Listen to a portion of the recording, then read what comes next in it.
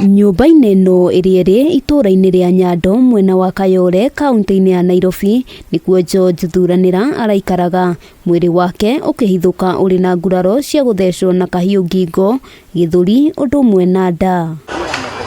Tukifanya kazi na yeye since March this year.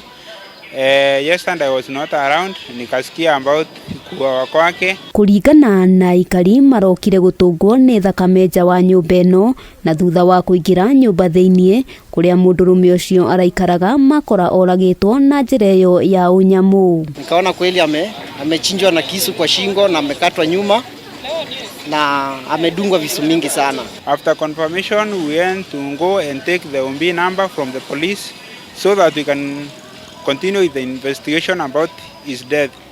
About who killed him, it is disclosed yet, no one knows about it. Mundurume uyu arakoretwo ari muhuri wa biacara ya wendia wa nyama itũra-inĩ rĩrĩ, AIKARI magĩtarĩria atĩ ndarakoretwo na ngucanio o yothe na mũndũ. Namjua kama mtu mzuri, ananga govi na watu. Familia yake sijaijua, naonanga tu akikaa peke yake.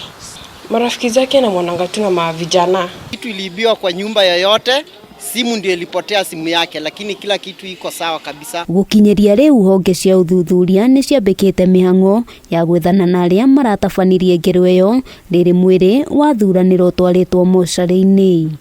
Ukikunja hapa na kusafu vizuri unatoka kama umeridhika. Sasa hata tulisikia hiyo maneno asubuhi tukasikia vibaya sana, na Njonji anajulikana na kila mtu. Hiyo miaka yote amekaa hapa, mimi kutoka 2007. Handũ-inĩ ha Kameme TV ritwa rĩakwa nĩ Wambui wa Njũgũna.